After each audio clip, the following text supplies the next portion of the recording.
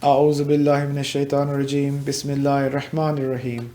Assalamu alaikum, brothers and sisters. Welcome back to our Salaat program, How to Pray a Good Prayer. I have with us our guest, Sugaina Fatma and Tareen Fatma.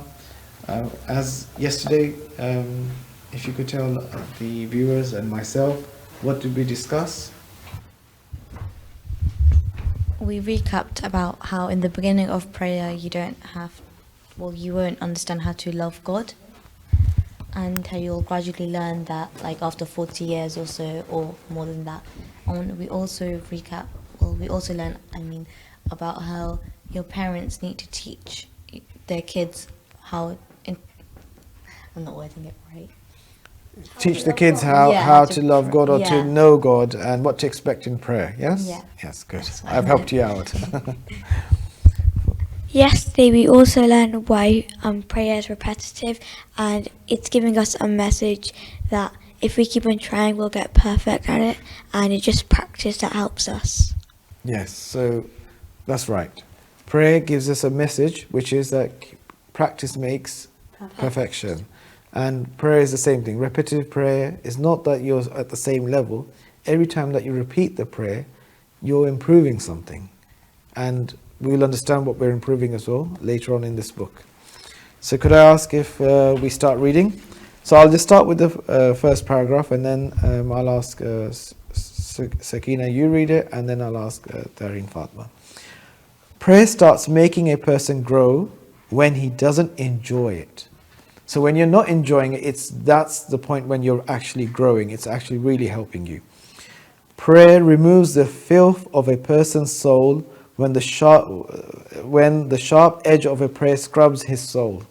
So what he's trying to say here is it's like a scrubber, scrubbing off the sharp edges that are prickly and smoothing you out. For example, you're busy playing, working or resting, and suddenly you hear the sound of the call to prayer. You have to get up and pray. Naturally, it disgruntles you. Now, what does disgruntle mean? Annoys you, irritates you. You say, oh, well, why like this? Yeah? But it's all right. Get up and pray right away so that you can become a real human being. Let prayer prod you. Tolerate its bitterness so that you can become a real human being. So the quicker you learn this, that I have to pray even though you don't like it, the better it is for you. Don't delay it. It will help you. It will mature you up. It will fix you. It will get all those problems out of you.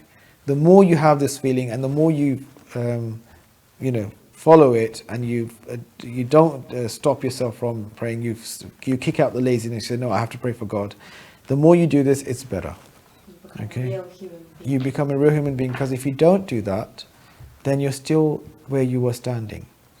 We have come from a place of darkness, and now we want to go towards the light. But if the way to go towards light is through prayer. So the more you pray, it makes your heart light and lighter and lighter. It opens up. But if you don't do that, it gets darker and darker and darker. And that is a reality. So we need to make sure that we start following prayer. So our brain will be telling us, oh yeah, we have to pray. It'll be alarm bell going, prayer time, prayer time, prayer time. That's your conscious speaking. But then your other side was saying, oh, I don't want to, the lazy side. That's called the nafs. Here the author says the soul. But I want to distinguish that. So maybe we could call it the ego. The ego says, why do you have to pray? Just look, you're enjoying what we're watching. Let's just finish this off. No, but your brain will be saying, no, we have to pray. This is the right thing to do, because you already know what the right thing to do is. Now you have a battle going inside you. Which one to select? Should I choose the body, the flesh that's saying, stay, be lazy, don't come out of your comfort zone? Then the intellect, the brain saying, no, leave this, come on, pray to God. So there's a battle going on. And now it's up to you what you decide. And practice makes it better. So in the beginning you might choose the other side where you just want to stay. But then again the alarm bell will go, look, okay, one time. Then you talk to yourself and you tell, okay, I've already done this, I followed you, but now I need to follow this. Because it's not right me being just lazy and sitting there. That's not the right way. Okay? Because if you don't do that, If you don't follow this internal voice that says go pray, or then you will lose out in a lot of stuff in your life, in this world. This internal voice is your conscious speaking to you, telling you. You feel that guiltiness coming up sometimes when you do a mistake. What is that? That's that same voice that's inside all of us. But a point comes in a human being's life where if they don't listen to that internal voice and they stop listening to it, then what happens is they go on the other side, the side of the demon. Now, what do I mean by the demon? We all have a demon inside us. If we listen to it, then we become killers, we become very bad people, because we kept listening to that side. The side that was lazy, the side that didn't want to do anything, the side that didn't really want us to listen to our brain. Now we're listening to something that is below us. For example, when we had to get up, we didn't get up. Then we're acting like an animal. Worse than an animal, because an animal only behaves according to what's been genetically put inside it. But we have got an intellect that we can control it. Maybe in the beginning it's hard, but after we have to control it. And that is the issue here in this world, where people, when you're not raised properly and you're not given this control, then you see murderers, killers, people doing very bad acts. That's all because they didn't have that control, or they let go of the other voice, the conscience. They killed the conscience. And now they don't have those emotions, those guilty feelings. They actually enjoy killing people, because that side said, when they were getting annoyed, just kill him. Oh, why are you doing that? Just steal. Why you have to work hard and earn money and then, because the lazy side is talking now. The lazy side is saying, oh no, just go to a shop, quickly hand pocket and come out. That's the easy way. And that's the wrong way though. Yes? But this is what happens. And if everyone becomes like that, they'll be killing one another, because that's how they are then. So we have to listen to the other side, this voice that Allah's given us. This voice that says, no, this is wrong, do this, pray at the right time. Continue reading. Some people become friendly with God very quickly, as if they're his close friends, and say, God, I'm not in the mood of praying now. Did you think that it is like a soccer game for you to go toward it whenever you are in the mood? Have you ever thought about why God has ruined your nice, sweet sleep and ordered you to wake up at the time for the morning prayer and pray? It is because he wants to disgruntle you. He wants to disgruntle you and help you to grow. You must allow yourself to become disgruntled with praying and train yourself. So, what did you understand from this point? That it's not a game. Waking up in the morning, it's not easy. And then not just that, you don't just get up and you start praying. You have to do wuzu. Sometimes the water is very cold. You have to put that cold water on yourself, or you have to warm the water up, for example, and then do wuzu with it. Ablution, that we call. And this requires dedication. Just like when you have to go for school, you have to wake up for school, isn't it? So same thing is applied for prayer. Continue reading. One day I was playing ball with my son and became tired to pray. I told him, okay, they have said the call to prayer. I have to go pray. No, let's continue playing. No, it's time to pray now. I have to go and pray. Afterwards I will return and we will continue praying. Shall I come too? I don't know. Come if you want. But it's hard for me to pray now. Playing is enjoyable. Actually, it's hard for me too. Playing is enjoyable for me too. But since God has asked me to do this, I have to say I consent. Is it really hard for you too? Yes. If it is hard for you, why do you want to go and pray now? A person won't become a real human being if he doesn't do things that are hard for him. I want to become a real person, so I will come to pray too. So this is a conversation between a father and the son, the author himself. So the sheikh himself and his child. So the sheikh was playing with his son, and then the call to prayer came, the adhan. And while the adhan was happening, the father says to the son that it's time to pray now. We have to stop playing. Then the son says, no, I want to still play, because he was enjoying it. And the father says, well, no, I have to go pray because, but then the son says, I don't want to pray because I don't enjoy it. And the father says, I don't also enjoy it. Then the son says, well, if you don't enjoy it, why are you going praying then? He says, because that makes you a better human being. Then because the boy was innocent and pure, he said, I want to be a better person as well, so I'll go pray as well. That's naturally, that happens. The younger you are, the more you're towards God. And if you have to maintain that. The only way you can maintain this is by keep praying. Doesn't make sense. Continue reading. That was it. We didn't tell anyone in our house to pray anymore. You should understand that God wants to disgruntle you with praying. Put yourself in God's hands and say, I believe in you. Let him prod you if he wants to. How hard is it to pray? How hard is it to get up on time and pray? How hard is it not to take away from praying? How hard is it to spend enough time to pray? Don't say, I'm in a hurry. Where do you want to go? Fear God, sir. Sir, in the past you have... I'll read that part. Sir, in the past, what you have talked about, loving God and these kinds of topics very much. So why do you now keep saying, fear God? So it's a very good question. So this sheikh in the beginning used to say you should love God, God is this, God's blessing. But now the sheikh is saying you have to be afraid of him. So the young person is asking why? Why now fear God? So then he answers, it is because most people enjoy it when there is a talk about loving God. But this doesn't change our behavior, because what happens is, if we're only given this side that God is very loving, God is kind, God is this, God is that, and then we start thinking, okay, so if I do something bad, God's not going to say anything to me, he loves me. Do you see? That's like not good. So as much there's love, there's also fear.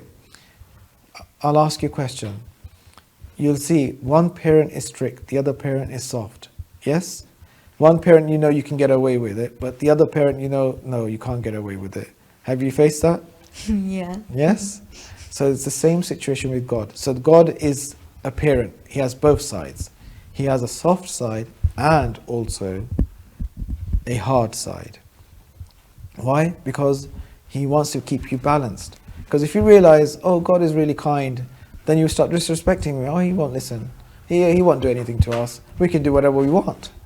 Then that defeats the purpose of us being a good human being. So as much God is a loving God, he's also a compensating God. If you go too much towards being lazy, then he's going to compensate you with some pain. And then you'll be like, okay, I need to start working, I need to do this, I need to do that. Because he's our parent, he's like a parent, God is. Allah subhanahu wa ta'ala is more than a father and a mother. He's 70 times more than a mother's love. But at the same time, he knows how to nourish us, how to keep us as a human being, so that we don't go towards the devilish side, so we don't go towards the bad side. Continue reading, please. Some young people say, I can't control what I am looking at. Another one says, I can't control what I say. If there's any good action, which a person says he can't do, it is due to the fact that he could have done a good action, but he didn't. That good action that he could have done was to pray on time, but he didn't. So Fatma, could I ask if you could read?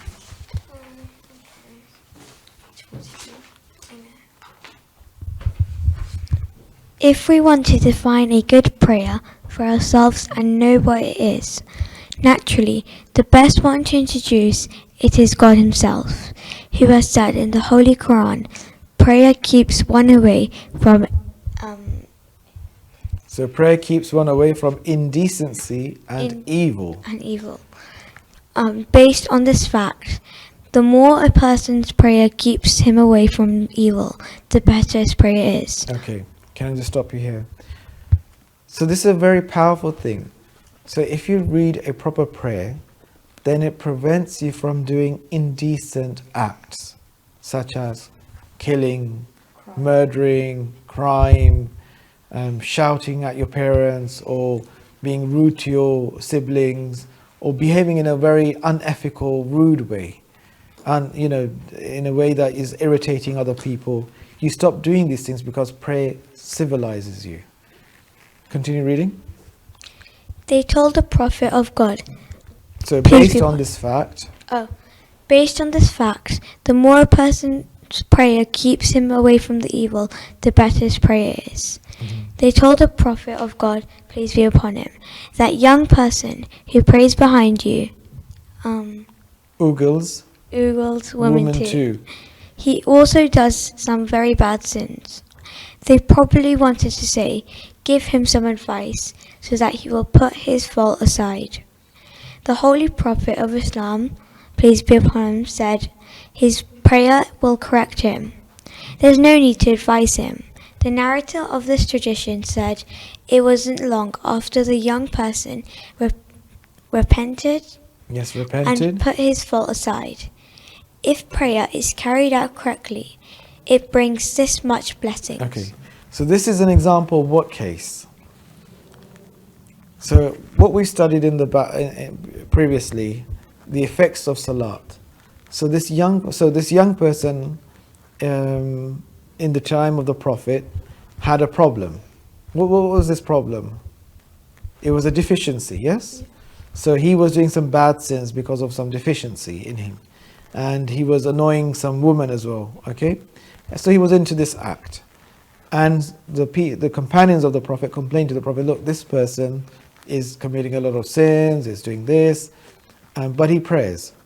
So the Prophet says, so they were asking the Prophet, can you advise him to stop doing these things? But the Prophet says, no, I'm not going to advise him. I don't need to advise him. Why? Because prayer Is already, Yes, because if you're praying properly, then it will fix your fault. So you might have this deficiency, but slowly, during the passage of time, it will fix it. And that's what happened. So the person who's narrating this, where we got this tradition from, the narration from, he himself says that after some time I saw myself that person became good without even the Prophet even interfering or saying or giving any advice. So prayer, if prayed properly, so the sins that we commit, they can also be stopped if we pray properly though. That's the criteria though. And that's what we're trying to find out. What is a proper prayer, a good prayer, that will really give us this effect? So do you remember, Fatima, we talked about the 4 effects of prayer? What were they? It reduces your deficiencies, yes? You get blessings. And you get blessings. It promotes you spiritually. What else was there? The third one? It improves your surrounding, yes? And it tunes you like a car. Yeah. Yes? I got that. Okay. Right, continue reading. Can I ask now, Sakina, if you could read?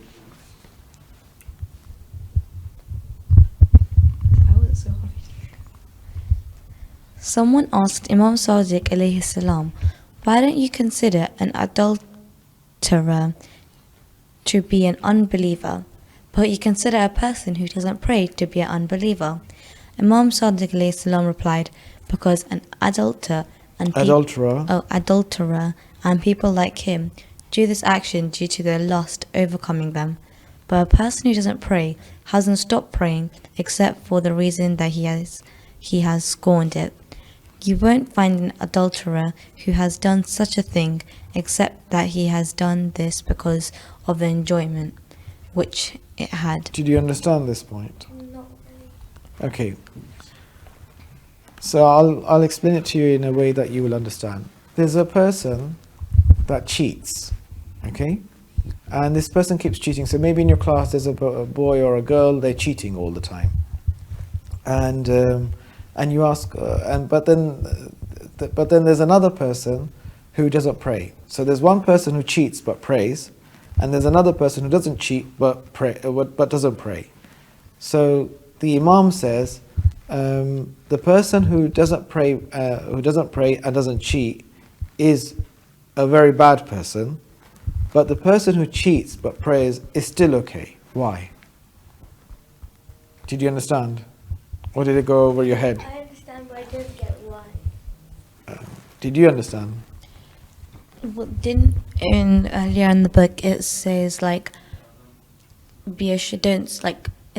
don't speak to a person of my religion who doesn't pray. but speak to like Christians or Jews who do. Yes, that's right. Very good point.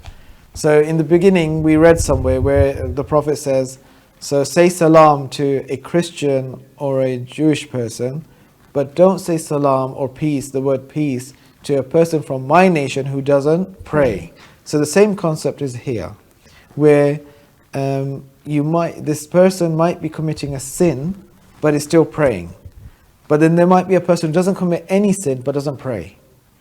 So in the eyes of Allah, the person who's committing a sin is far better than the person who's not committing a sin and not praying.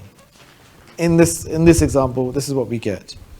So basically what the Imam is trying to say, that a sinning person is still a Muslim if he's praying, but a Muslim that calls himself a Muslim and is not committing a sin but is not praying is still a non-Muslim, even though he might be born as a Muslim. Does that make sense? Okay, continue reading.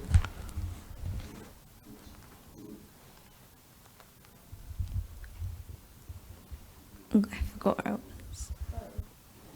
So you won't find, however, a person who doesn't pray finds no enjoyment in not praying. When a person doesn't enjoy what he is doing, he is scorning it. When scorning is involved, disbelief is involved too. How much enjoyment is there in not praying? How much enjoyment has he experienced because he didn't pray? Why was anything else involved besides him wanting to abase praying? Was anything else involved besides him wanting to disrespect God? So the question is, if you don't pray, what benefit did you get? You actually lost out, because you still would have done whatever you were doing, but now you have this guilty thing on your head where, oh, I didn't pray. So you're not really enjoying, are you? Because that guilty voice is still talking inside. Look, you didn't pray, you're doing wrong. So you're not really enjoying what you should be enjoying as well. So that voice doesn't go. So why not just pray on time and just get the prayer over and done with, and you can relax with doing whatever you were doing, yes? And that's what happens. You'll see a lot of people, they'll say this to you. They'll say, I'm not enjoying my life. Why? Because they could have enjoyed it if they had done their main responsibility first, prayed. But by not praying, they're thinking they're enjoying, but they're not, because the internal voice is not keeping them in peace. You want to be in peace. You want to do something in peace. For example, if you're doing something and someone's making a lot of noise, you get annoyed, yes? Please be quiet. Don't make so much noise. I want to enjoy whatever I'm doing. So same thing's happening inside. Inside, you're not in peace, because inside there's this conscience going, ding, ding, ding, ding, hello, hello, pray, pray, what are you doing? And you get this stress, But then, as I said, if you keep not listening to this voice, slowly, your body shuts it down. It starts killing it. And then you have no one to control your behavior, and then you start going in the negative side. It just keeps building on. Continue reading. What is it praying for? It is to disgruntle you some. It is to suddenly bring you out from your work, so that you will get up and say, God is the greatest. See what a beautiful religion God has bought for us.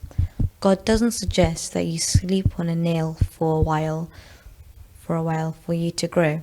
He says, you don't need to sleep on a nail. You don't need nails to go into your body. Okay, did you understand this part? No. Okay, in some religions, they have these extreme ways of worshipping. For example, sitting on a nail or doing some extreme worshipping, which is very difficult. Extreme kind of worship acts. But Allah doesn't ask that. He just asks, wash yourself, stand on the prayer, 5 minutes, pray, and start doing whatever you were doing. But in other religions, in other communities, there are some actions that are happening where you have to do a lot of painful stuff to prove that you love your creator, whoever they believe in. But our religion is not saying this. It's just saying, from your valuable time, take some time out, pray, and then go back to your whatever you were doing. But in other religions, they say, you have to do this, you have to do that, you have to show your proof, your loyalty. Allah's not asking any of that. You have to starve yourself. For example, yeah, we do fasting in the month of Ramadan, but some people do it to the extreme. Some people actually inflict themselves. Some people do those kind of things to prove something. But Allah hasn't asked anything like that. You've got a question? No, we're not starving ourselves because we do eat. Yes, we do. But then some people actually do starve themselves to the stage of unhealthiness. And the nails part he's saying is, it says you don't need nails to go into your body for you to tolerate it and not say anything. Because there are some people, they whip themselves. For example, they hang themselves, hanging for hours, or, you know, doing some very difficult things which is not practical in your life as well. Or for example, if you see some people, they don't cut their hair to show they're loyal to God. Their hair just keeps growing and growing and growing and growing. It's unmanageable. It's not manageable to control as well. It's, you know, it's not practical. But our religion doesn't say anything like this. For example, in the previous time, they were worshipping idol worship, so they had to bring their food and give it to the idol. The idol never ate anything of that statue, but they were doing these kind of things. Maybe some of them were even killing their children, sacrificing their children to please their God. But our God doesn't ask any of these kind of things. And even the one sacrifice that he asked from Abraham, he didn't even do that. You know, Ishmael and Hazrat Ibrahim sacrifice. So Allah's only asking us to give a bit of our time from whatever we're doing and pray. Continue reading. So he says, you don't need to sleep on a nail. You don't need nails to go into your body, because there are some people they do these things for you to tolerate it and not say anything. And then you will gain some powers. Because, do you understand, there are some people, they get these powers, these kind of powers, by training themselves in these extreme kind of situations. Is Allah asking you to do that? No. Is Allah asking you to, for example, walk through from one end to another and on a rope, on a high, huge place so that you might even fall? No, none of that can. But there are some people, they do these kind of things. And then you will gain some power. So if you want to fight with your own will, do it while praying. So this is the answer. So if you want to gain that kind of thing that they get by doing those extreme sports or those kind of activities, you can get this very easily just by praying on time. Allah will give it to you. You can become really powerful. And that is true. If you really pay attention to your prayer, you will get those superpowers Allah gives them. And we've seen them in our history. This is possible. So, sir, we want to pay attention to God when praying. Do you and I understand what praying attention to God means? So there are some people, they say, oh, we want to pay attention to God while we're praying. Is that possible? While when we stand to pray, we think of a lot of stuff. When we're reading, Alhamdulillah Rabbil Alameen Ar-Rahman Ar-Rahim Maliki Yawmiddin, when we're reading this, you're thinking a lot of other stuff, isn't it? So that's normal. Don't frustrate yourself by, oh, I don't pay attention to God while I'm praying. My mind is not there. No, don't worry. Of course your mind's not going to be there, because your mind is in a lot of things. You just getting up from that place and standing for prayer, Allah is a very big thing as well. So don't forget, don't belittle yourself.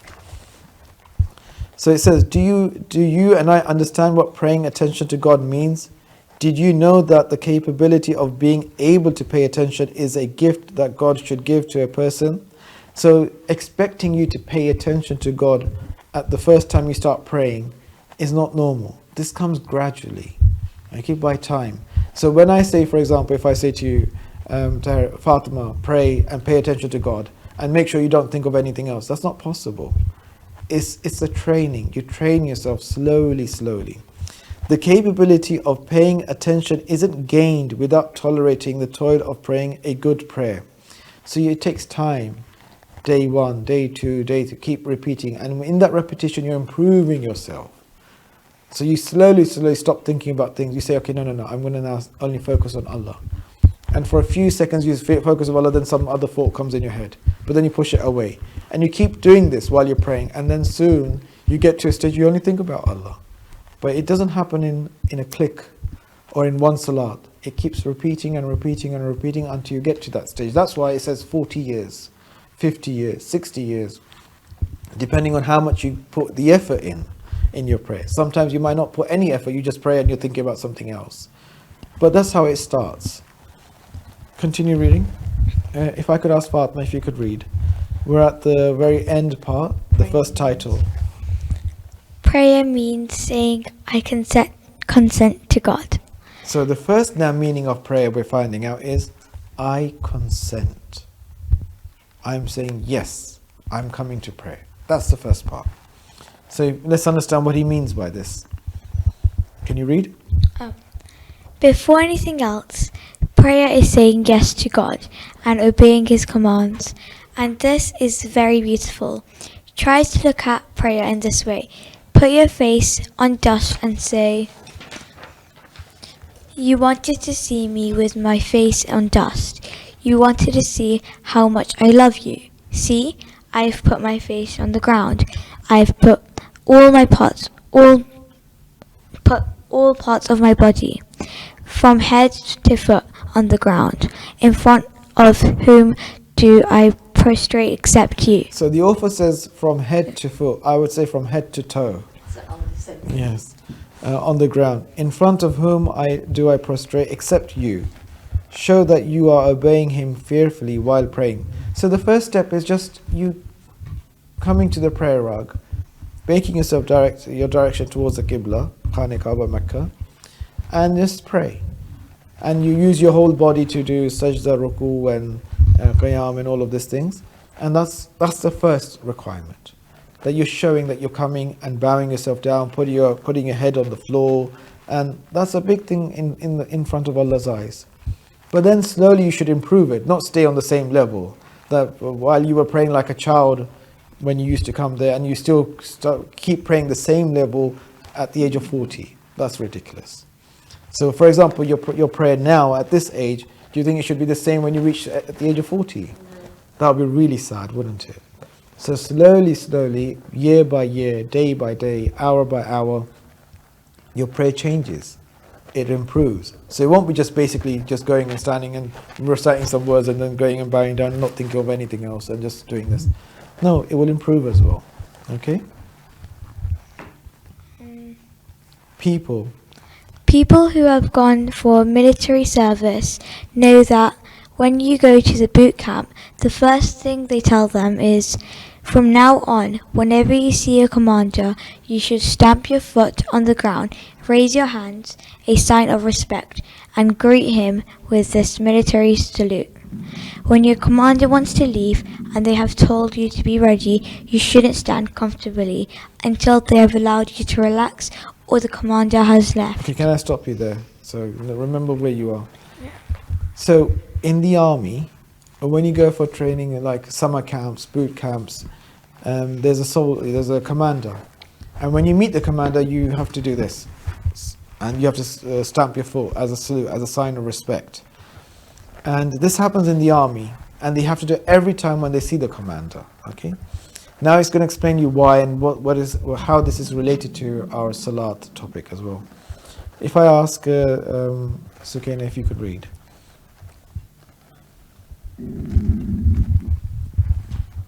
If you wish to move. Oh, yeah. If you wish to move your feet, the commander should have given permission.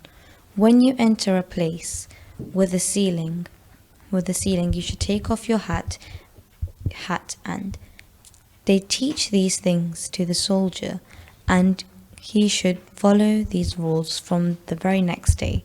If he doesn't, he will be punished. No one says in boot camp, actually, the commander is my close friend. He's a very humane person too. Whenever I go to his room, I hug the commander tightly. I tell him, hey dude, what you doing? There's no such thing in boot camp. So it's the same thing with Allah. So do you think when you go for prayer, you're going to go, hey Allah, how are you? Like, as if you're his friend? No, you're not. It's just like he's a commander. Allah's the commander, and you're a soldier, and you're standing in front of him, and you have to stand like a soldier. Yeah? So if a soldier goes into the commander's room and acts in such a way that they are close friends, they will intimidate him by saying, stamp your foot. This means be aware of who you are standing in front of. He is the commander. Show respect. So with Allah you can't do this. You can't behave in a way where if a soldier cannot disrespect the commander, do you think can we disrespect Allah? No. No. Why do they do this in the military? So why do they make soldiers follow these rules that they have to do this and salute and respect the commander? Why? Now we're going to find this out. So Sakina, if you could read this again. Why do they? Why do they do this in the military throughout the world and are so strict about respecting the commander? At the same time, there is no need for a bank employee to stamp his foot in front of the manager or the head of the bank in those same countries, in a bank or other organizations. So for example, in a school, do you do this? No. In a bank, do you see staff doing this to their manager? Do you see in Asda, for example, or any other shopping store where the staff that work, when they see their manager, do they do this? Why is it in the military they do this? Why do you think in the army they do this? Why the soldiers do this to the commander? Because they're underneath the commander, they follow the orders of the commander. He's like the manager. But in any other organization, you don't see this behavior, but in the army, you have to see this. What is the reason? So let's read on. There is no need for him to raise up his hand and give a salute. Why is it that in a supermarket, when the head of the supermarket wants to give a command, there is no need for his employee to stamp his foot like a soldier and raise his hand to give a salute? The employees are more comfortable there. Why is the military so strict throughout the world? Because the commands given during a war are life and death commands. So now you understand? Because it's a matter of life and death. You're in a war. You have to listen to your commander. If you don't listen to your commander and you're acting, hello, hi, you might die. You might die. You're defending a country, you're defending something, you're protecting someone's life. So there you have to follow the orders of the commander. So continue reading. The enemy is shooting. The commander says, "Soldier, go forward, move." If the soldier moves forward, it is possible he will be killed, and naturally he loves his life. But when the commander gives a command, the soldier should forget the danger of dying and forget the danger of his spinal cord being injured. To be more precise, he should fear the commander. However, there is no need for a supermarket employee to be afraid of his manager very much. It is enough if he doesn't oppress anyone else, doesn't steal anything, and works well. But in war, a soldier should be afraid of his commander very much. Okay, now you understand? Because a soldier has to give his life, and that's why he has to obey the commander. But a person working in a bank doesn't need to be afraid of the manager because there's no risk. Because in a war, you have to give your life sometimes. Sometimes you might die. And that's why obeying the commander is very important. And that's the reason behind it. So now let's see how this author will link this with Salaat, prayer. Should I carry on? Did you understand this, Fatima? Can I ask? What did you understand? The reason why military people and army people are pretty strict is because it's a life and death matter, and the commander has to be strict on them. And the author also compares it to a supermarket, and why we're not that serious when the manager asks us to do something. Okay, so now let's bring this into the perspective of Salaat. Who would the commander be? Allah. And who would the soldier be? Us. Yes. So it's the same concept, yeah? And now we'll see what it means. Can you read now, Fatima? Can I ask you to read now? So we're on the last paragraph. Don't only look at the 8-year holy defense. Okay, do you know the holy defense? This was a war between Iraq and Iran. So when the revolution happened, so before, Iran was not a religious country. Iran was a very Western country where a lot of bad things were happening, a lot of corruption. It was to the state where men were they were entering people's houses without their permission and doing bad stuff in the houses. The women were not safe. It was a wild place because of the situation they were in. And then Imam Khomeini did his qiyam. He brought a revolution. He changed the people and they became good people. They became Muslims. They became proper following Muslims. And then what happened is that the entire world was now against this revolution. They were afraid, oh God, now a religion is coming up. So they made the neighbor, which was Iraq, Saddam Hussein, attack Iran. So 8 years this war was in between these neighbors, Iran and Iraq. So that's why we call it the Holy Defense, because it was a religious revolution and we had to protect the religion. And Iraq was attacking the religion. And so 8 years this war happened. So now he's going to give us an example in this. So if you read, in which the soldiers went forward themselves with love, and they fought. They loved martyrdom, meaning shahada, shaheed, being shaheed, yeah? And they saw God. What do the military forces in the world do, since they don't have a concept like loving martyrdom? They said we should internalize the commanders. Okay, I think we're running out of time now. And so far we've done good. We will understand this, the next program we will understand now what does this soldier, commander and all this means in the next program that we do. So thank you so much for joining the program, Sukaina Fatma and Tahir Fatma. And inshallah again, we'll see you again next week, tomorrow, not next week, until this Ramazan is. Again, thank you so much, brothers and sisters, for joining the program. Inshallah, again, tomorrow we'll continue where we left off from. Thank you. Assalamu alaikum. Khuda Hafiz.